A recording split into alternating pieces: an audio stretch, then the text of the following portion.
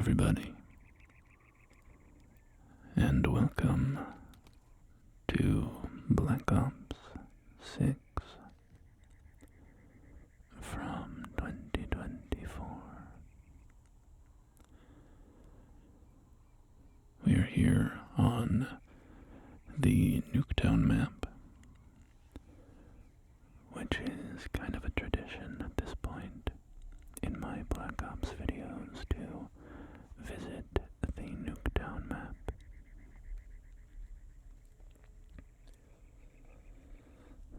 This one is set in the 1960s.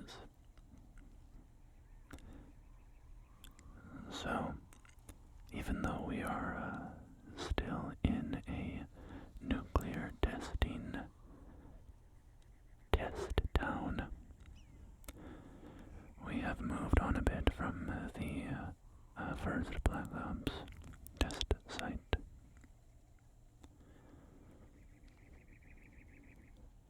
We have some little references here, or Easter eggs, I guess.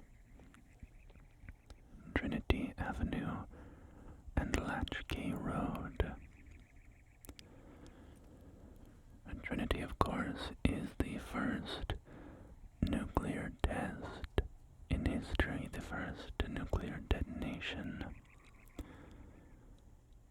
conducted by the scientists of the Manhattan Project in 1945.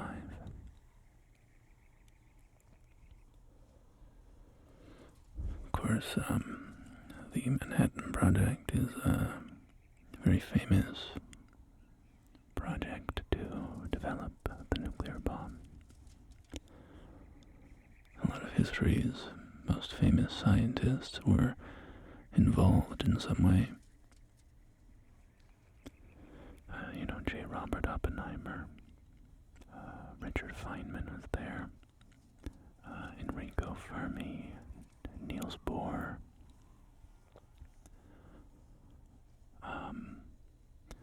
Leo Szilard,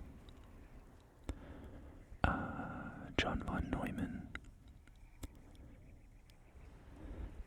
Now I'm just going through the cast list of Oppenheimer from 2023, trying to remember more people. Of course, you had Cillian Murphy as Oppenheimer himself, and then Betty Safdie was Edward Teller. Matt Damon was the general who led the Operation Groves. But anyway, I got so distracted or focused on the Trinity aspect. Latchkey is a reference to another series of nuclear tests which were conducted underground.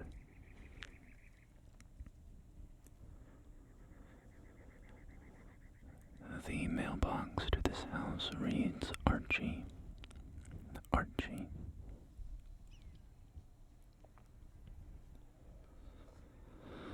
Which I think is they created a little atomic cartoon character in this game called Archie. Maybe Archie the Atom, probably.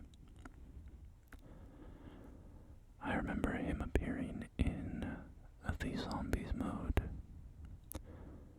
which is all that I played of Black Ops 6.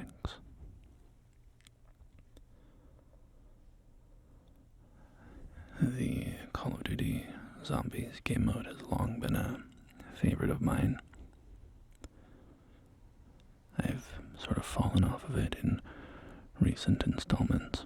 I used to play it and, all the DLCs for it, but not so much anymore. But I did check out Black Ops 6's Zombies. The Liberty Falls map, and Terminus,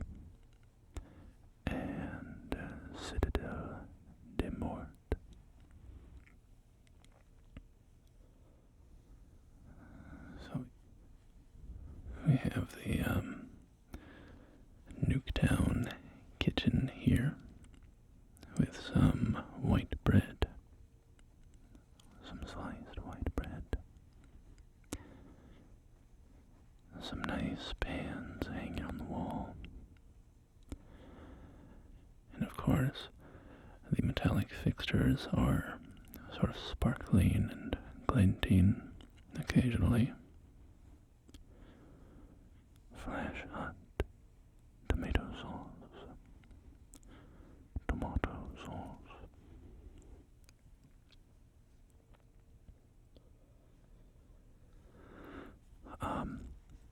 But yeah, I thought that the zombies mode in Black Ops 6 was pretty solid.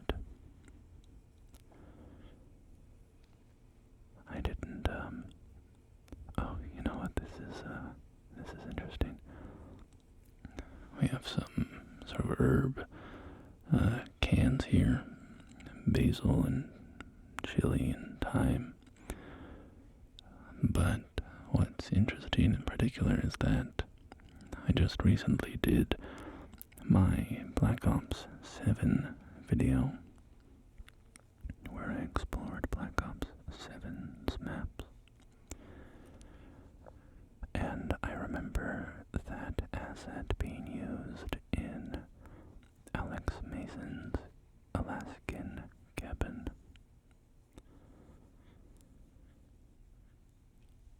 Black Ops 6 came out the year before Black Ops 7, which is quite unusual for the Call of Duty games.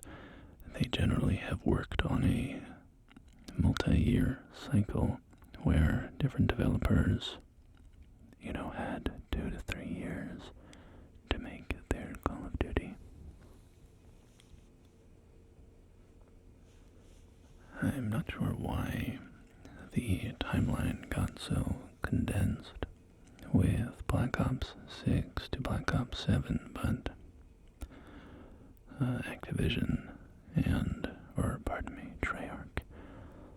Treyarch and Raven, who co-developed this game, I believe, only had a year to make this, or to make Black Ops 7, rather.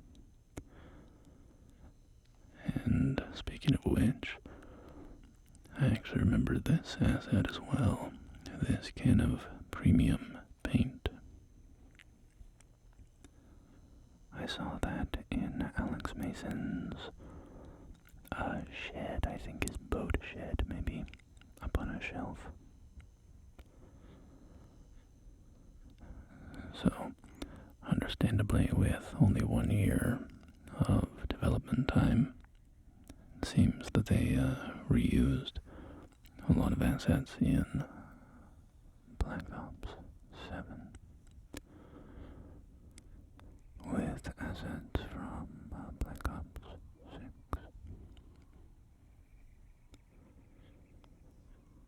We have the green garage door lifted up to the ceiling.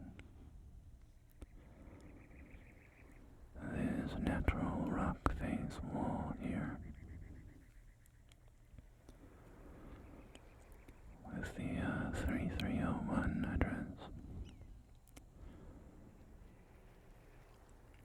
And a very bold 60s pattern on the garage door fronts.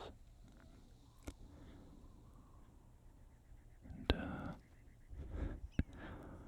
a little mannequin here. Oh, look at her eyes, man. She looks like she's on Quaaludes.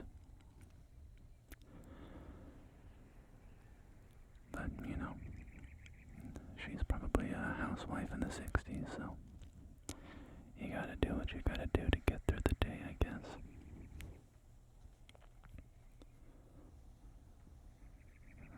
So we can wrap around into the backyard of this house. Over the fence we can see a patio with a tricycle. And off in the distance there is the atom bomb.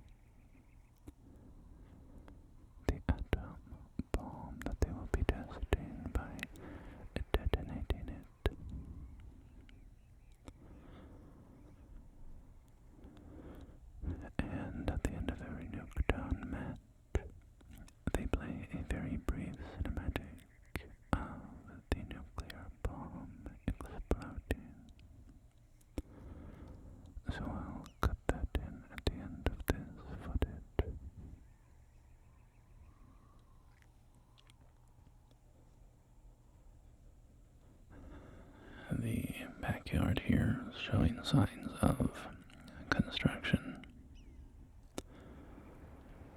We have a little teddy bear with a star on his chest sitting on the swing. And over here we have the classic RCXD path,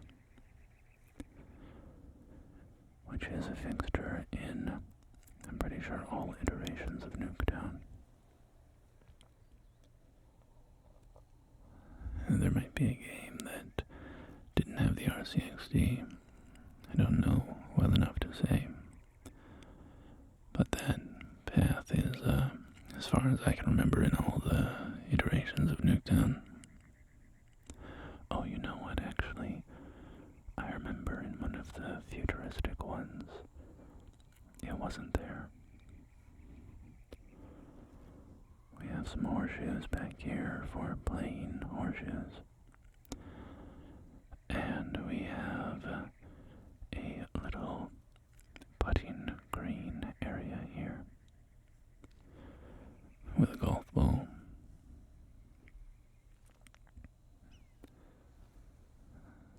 Very classic rim around the golf course there. That little, those paver objects with kind of domed tops. I feel like I've seen those everywhere my whole life in, backyards. They're always walling off little gardens and such.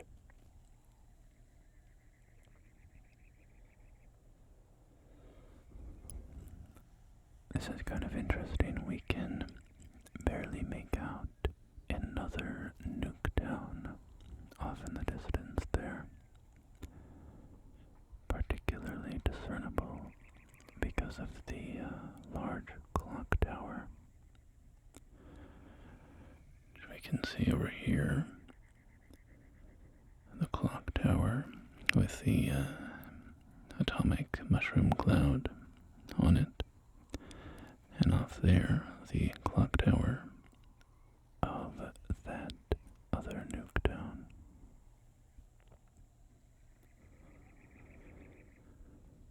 Double rainbow all the way across the sky.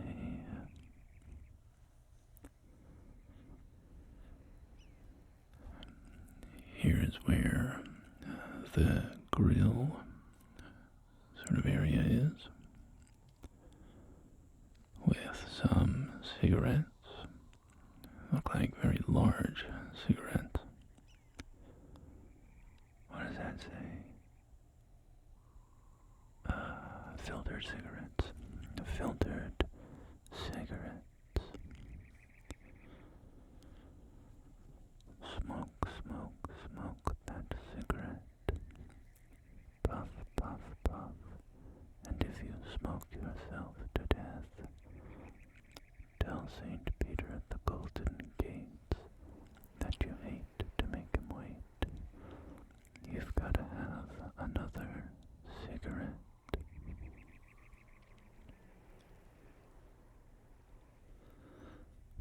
We've got some washing hanging up on the clothesline.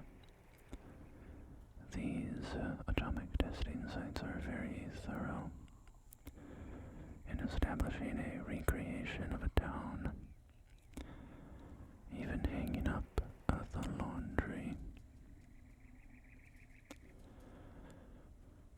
We have a large moving truck here, Westward, Nevada, phone, Provo, Nevada, 775-555.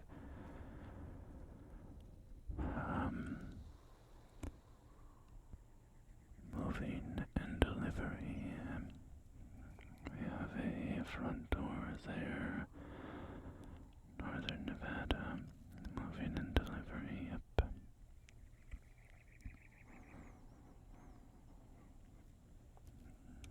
A nice car here. Some rims and decorative designs on the car. Here we have a bunch of cardboard boxes and the moving truck, and this is kind of interesting. Site map 1951, Nuketown Site 1.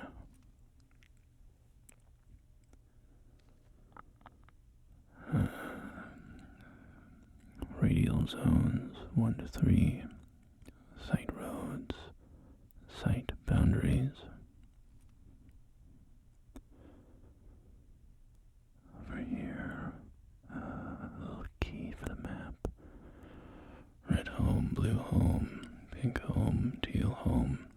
Sounds like a Dr. Seuss book. Yellow home, cherry home, green home, clock tower, substation, cul-de-sac.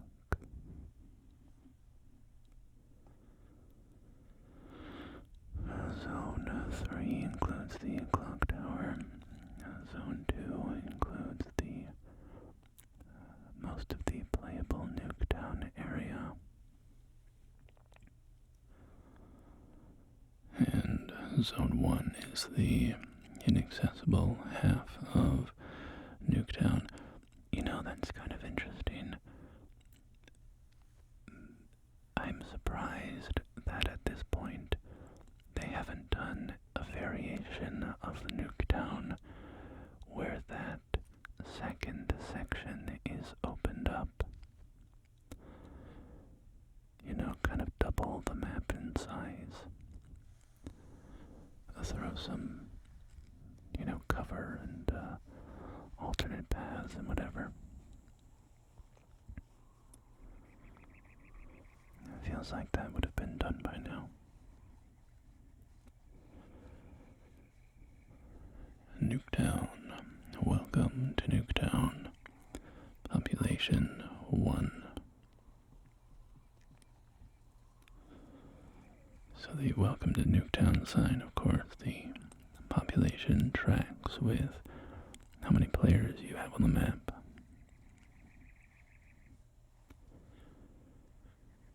Here we have a school bus. A school bus. And let's check this mailbox. Brady.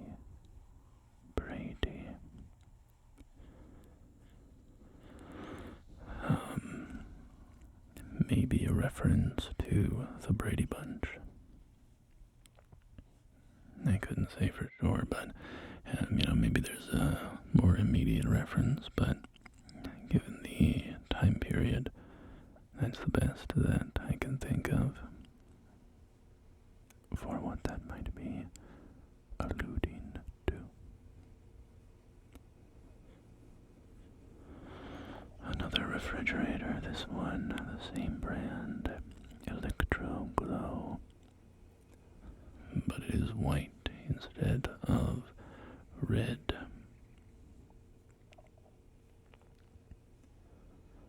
Big broil, normal sausage, toast or broil, bread or cook, hot dogs or ribs.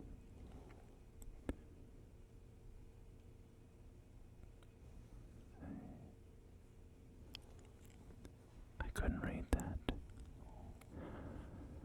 Again, just my distance from my monitor and the resolution and so on, but perhaps you could read that. We have some decorative plates hanging on the wall. A couple of mannequins sitting down at the table. Sorry not to laugh at this mannequin's face, but something about it.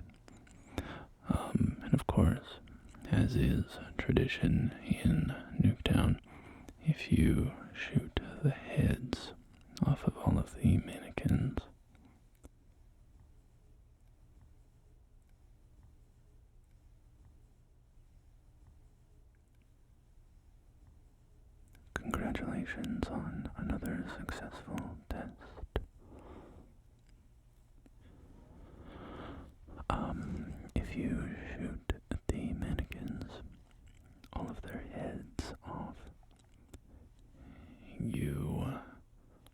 sort of create an Easter egg.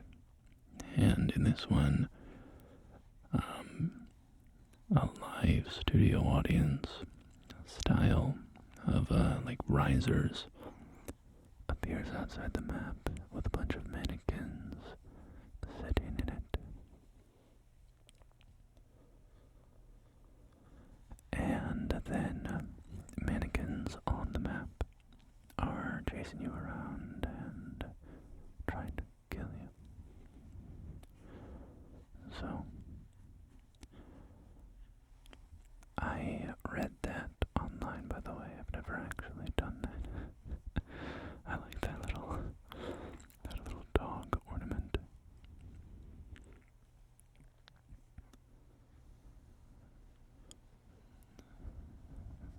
Another coat rack here in the bedroom.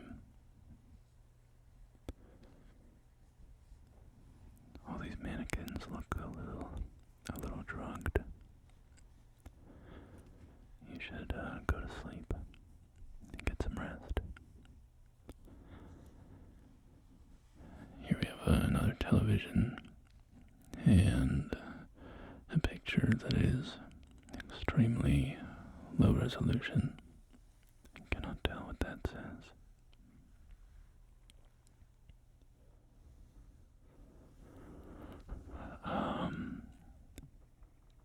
Changing channels or something.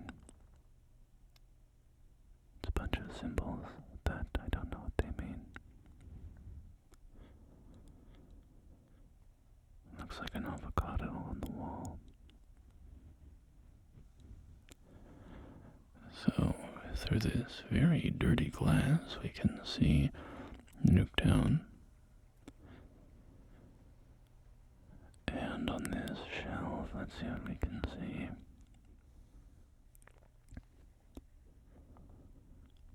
We have a portrait of some gentleman standing with Archie the Atom, who of course we just saw on the television.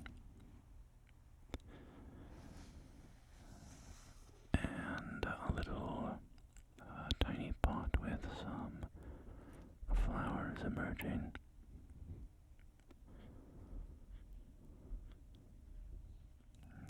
Another avocado on the wall.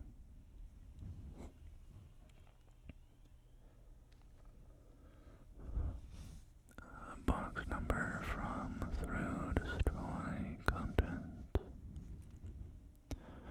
A little filing box with a folder on the desk. And a calendar here. I really have no idea what that image is depicting. Looks like something from Halo.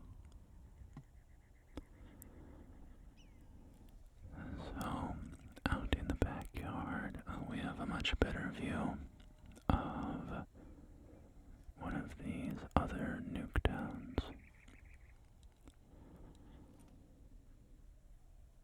Kind of interesting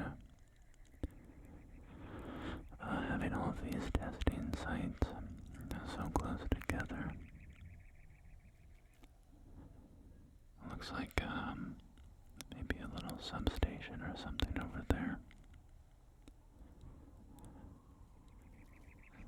I would have guessed that, for whatever testing purposes they were doing, having them so close together would mess with the readings, or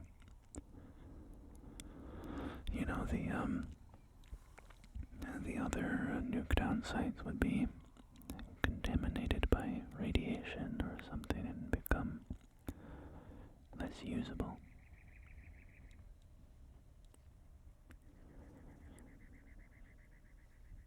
What do we have here?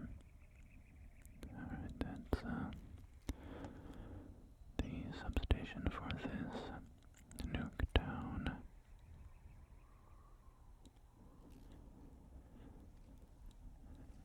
And over here we have a area. Lots of flowers and potted plants. Looks like a little palm frond. Some little purple flowers. The butterflies are flying around. Very pretty.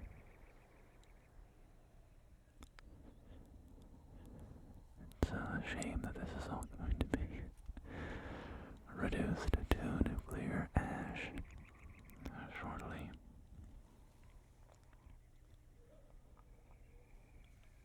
You know, even the butterflies, man, it's just not fair. This looks a bit like a bougainvillea, right? Something like that. Or is that a hydrangea? The one that has those big kind of spherical flower clusters.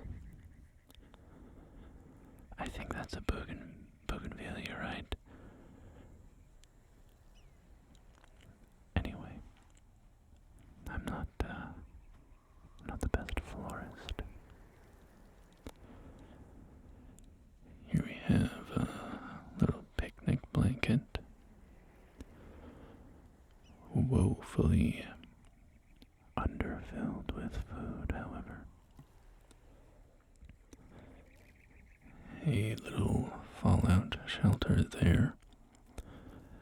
I suppose to test the efficacy of fallout shelters with such a close-range explosion. A red brick chimney, which is above the stovetop in that kitchen. And here we have some plastic water bottles.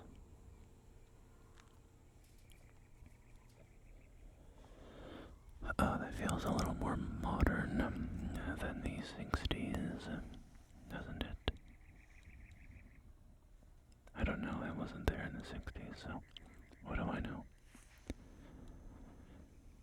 Is it just me, or does it feel like my headphones are like creaking on my head? Wiggle that around a little bit. I feel like every time I move my head, my headphones are making a lot of noise. They're like clicking and clacking. Car battery with the jumper cables attached to it, stored with also the floating gas can. The jumper cables stored attached to the car battery, which I'm no mechanic, but I don't think that's wise.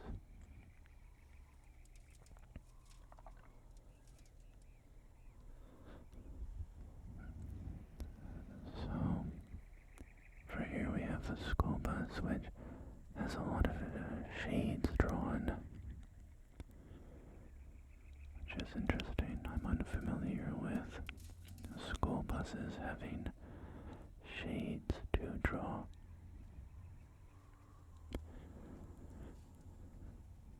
But let's go check out the upper floor of this house, which I'm recalling that I believe I neglected to look at while we were over here. So let's go take a look. We have another calendar set to March. This one with a sort of natural painted scene. And not the strange stone obelisk gazebo thing from the other calendar. It looked like Forerunner architecture.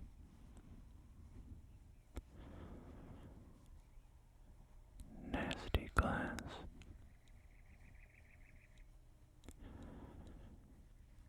And over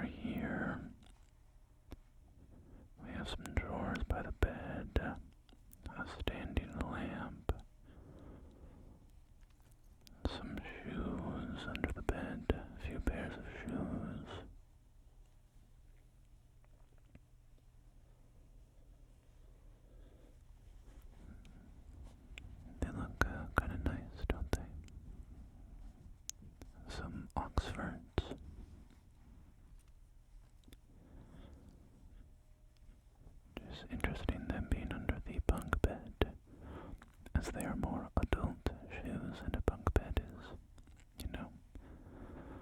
for kids. But, also this is a nuclear testing site, so they probably are not too concerned with if the right shoes are in the right bedroom. Also, my neighbors have started up their washing machine, as I'm sure you can hear, so we've reached that point of the video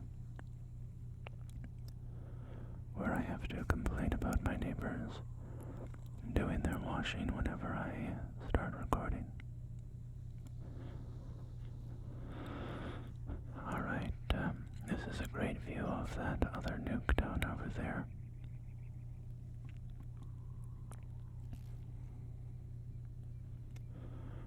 Rumble, rumble, rumble, rumble. Washing machine, rumbling. We have a great view of the double rainbow there. The rainbow emerging from the atom bomb. That's the pot of gold. But I'll play the little ending explosion cinematic. And welcome to Warhead. And we're doing Warhead next because it's kind of related to Nuketown very heavily. First, we can see the rim of this massive crater, which was presumably created by the detonation of an atomic bomb. And at first, when I saw this map for the first time, I initially thought, oh, we're in the remnants of a destroyed Nuketown, test town. But upon closer inspection, that's not actually what has happened here. These Nuketown communities are apparently largely prefabricated and then delivered on large trucks to be assembled in the desert.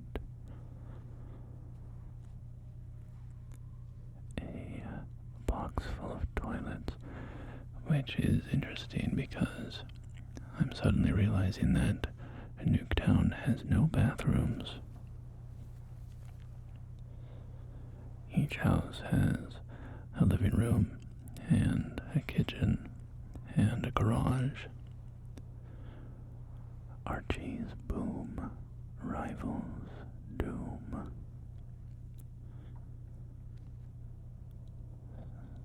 I'm not sure what the implication of all this is. Is Archie a character that the, government testing staff have just created for their bombs? Seems like a brand mascot, Archie's fine atom bombs. Selling atom bombs since 1945. But anyway,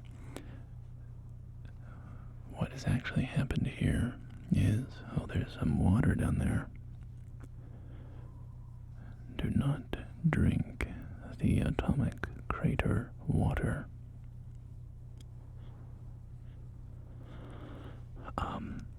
What's actually happened here is that these prefabricated Nuketown structures have all sort of fallen off of their trucks.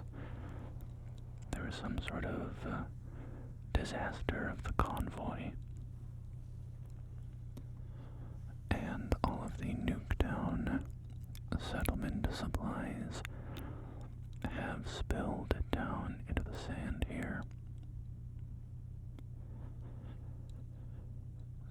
So we can see, the structure of what makes up one of these Nuketown communities. But it's all fallen apart and decaying.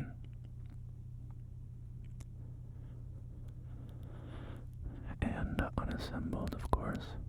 They haven't unpacked the boxes. Echo Ridge. Echo Ridge is the testing site for these Nuketown bomb tests, I believe. As we saw Echo Ridge there on that wooden crate, but we also saw Echo Ridge on the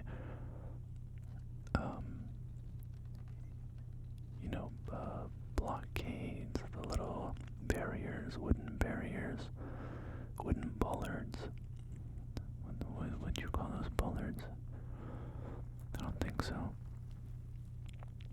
Anyway, just those little wooden kind of A-frame structures that, police put out to block a road. The ones in Nuketown were printed with Echo Ridge, Echo Ridge, Echo Ridge, Echo Ridge, Echo, Echo, Echo, Echo, Echo, Echo, Echo.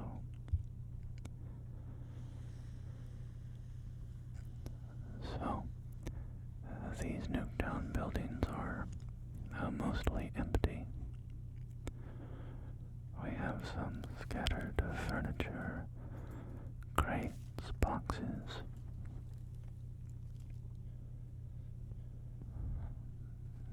But they are missing that personal touch. Here we have the red refrigerator,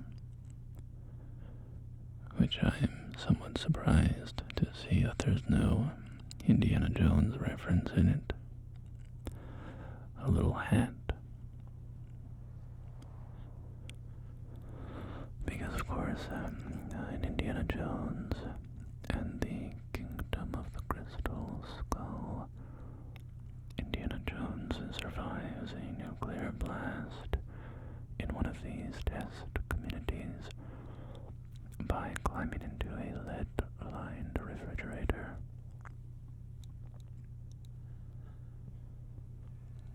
Which, of course, he would have landed from the blast. He was sent hurtling like miles through the air.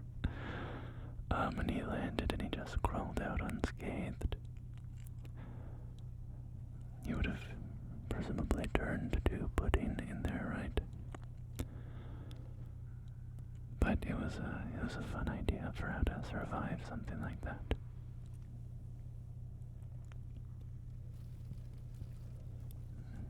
And, in Temple of Doom, a dude, sticks his hand into another dude's chest and pulls out his heart, so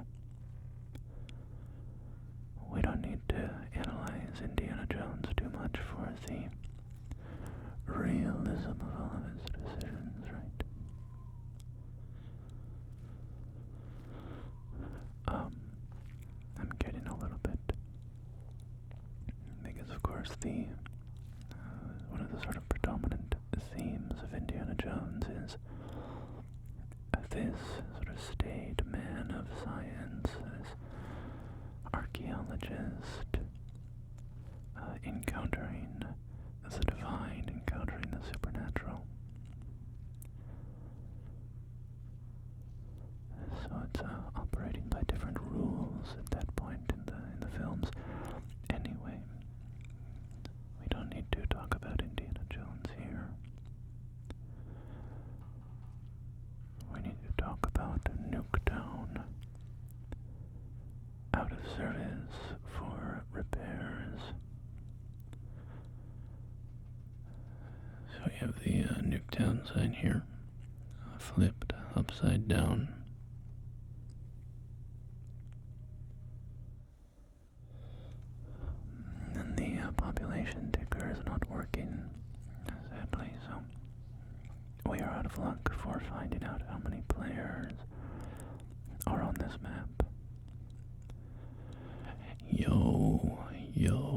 would be a crazy creepypasta, man. Back in 2012 or something, somebody posts a creepypasta. It's like, I was playing in a private match on Nuketown, wandering around, looking at details on the map, when suddenly, as I looked at the Nuketown sign, I realized the population was set to 2. I thought this was strange, probably just a glitch. But then, out of the corner of my screen, I caught a glimpse of what looked like a person standing in the upper floor window of the Mason house. Anyway, you see where I'm going with this, and then and he wanders around looking for him, and he's getting all creeped out, and then, he's like, I finally got a good look at him through my sniper rifle scope. He looked like Alex Mason, but bloody. He was crying tears of blood, and his mouth was wide open. He was staring directly at me. He raised his arm, and the animation was far too smooth for anything in Black Ops. I'm just saying, I think that could have gone hard on the, the forums back in the day. It's got all the elements of a classic creepypasta, a video game that goes wrong, there's something wrong with the game. Anyway,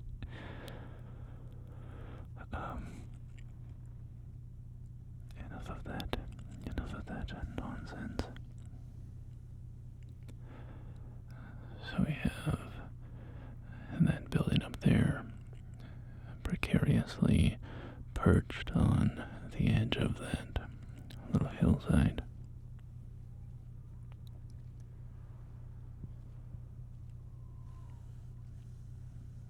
Over here, we have a whole box of the mannequins. All the mannequin pieces, completely disassembled, the heads and torsos just in a big pile. They're all scraped up. All unclothed, of course, because you need to assemble them first, put the clothes on.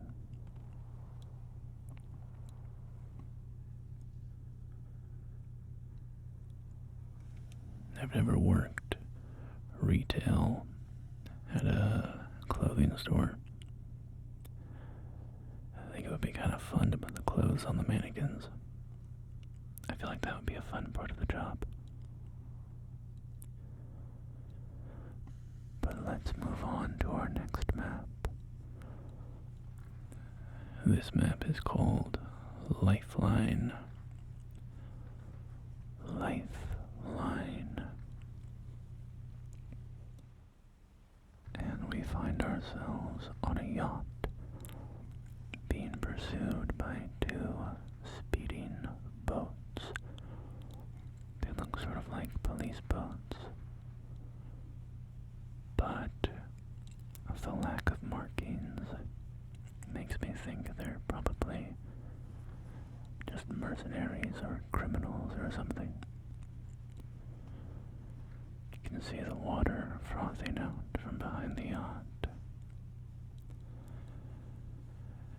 And the yacht itself is called the Riviera Rouge, or the Red Riviera.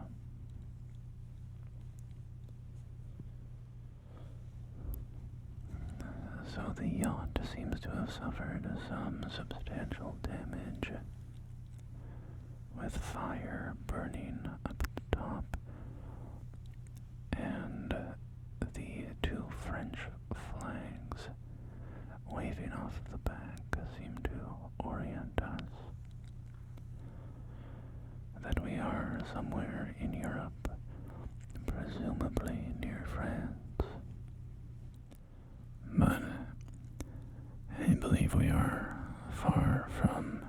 Les Yachts, French Harbor. We have some life jackets tucked away there. And I should say this, and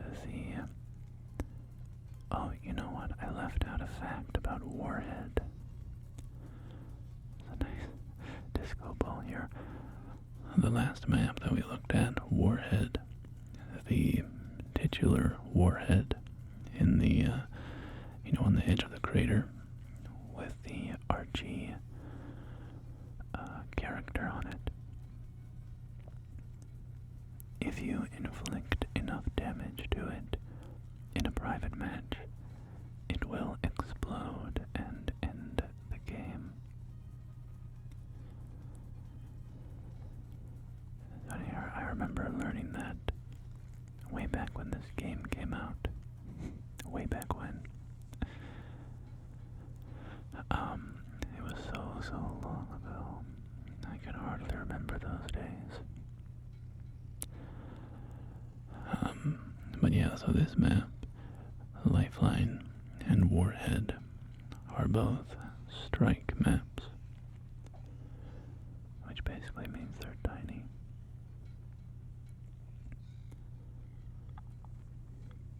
We have some fish leaping out of the water there.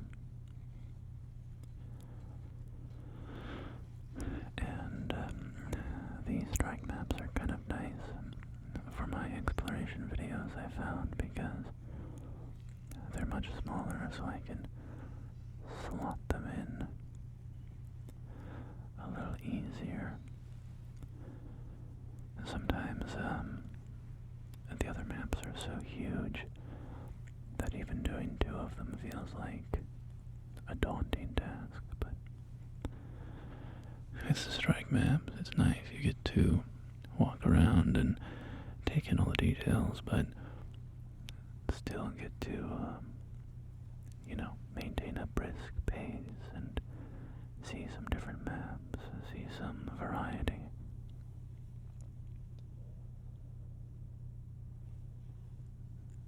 You have a piece of art there. Can't really tell what that's depicting.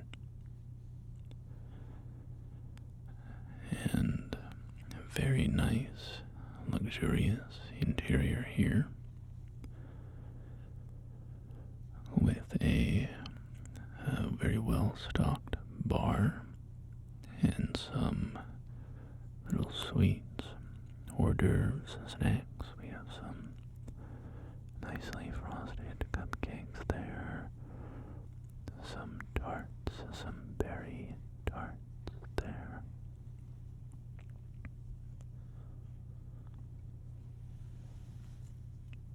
Some bottles of spirits up here. Big Two, Red Light Amsterdam flavored vodka. Buchan Eau de Vie vodka. The Red Light Amsterdam vodka being a little reference, of course, to the Red Light District. We have some sort of pastry here, and warming trays for presumably some savory food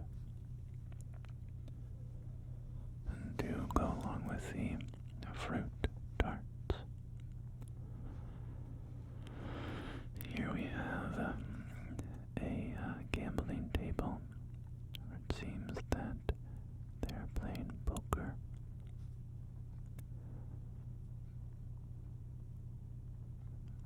Presumably the game was interrupted when the gunboats started attacking the yacht.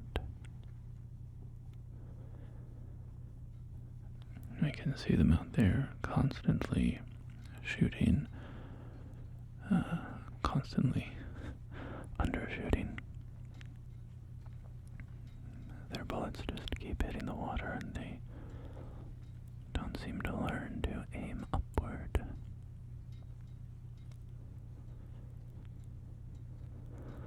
It's a nice view.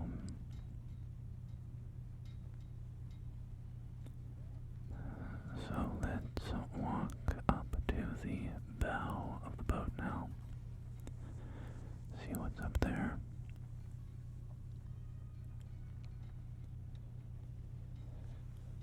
I think strike maps are 3v3. So, this is a small map, but with 6 people on it, it seems like a pretty appropriate size. Ice. We have an ice box here. And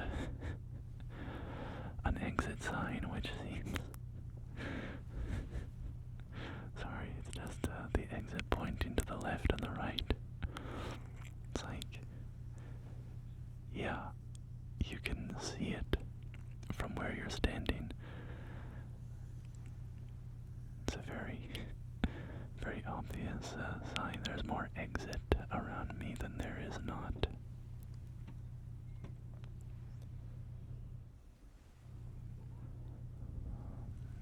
A large sheet is tied up here. I'm not sure what the situation is there. Maybe that was a sort of a canvas cover for this area, provide some shade, and it has been detached in the chaos and is kind of flying backwards against the boat. We have some... Sorry, that is a massive pile of meat. I don't know why sometimes the details on these maps just make me laugh.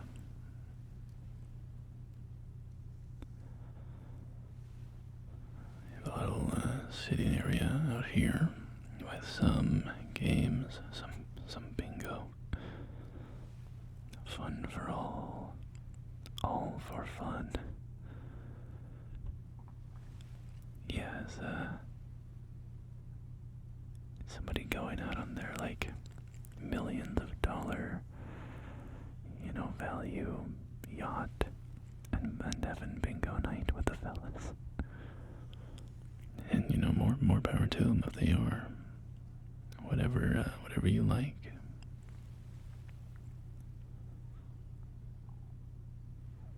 You have a cigar box there. Some more spirits. Some wine on the right, it looks like. You can never be too far from your spirits on your yacht. Even walking inside to that well-stocked bar would be too long. You need to have it at hand.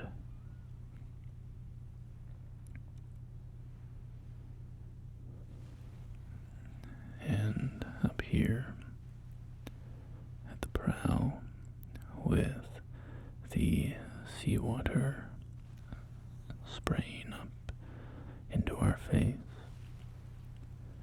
we will end our exploration of Black Ops 6 maps today.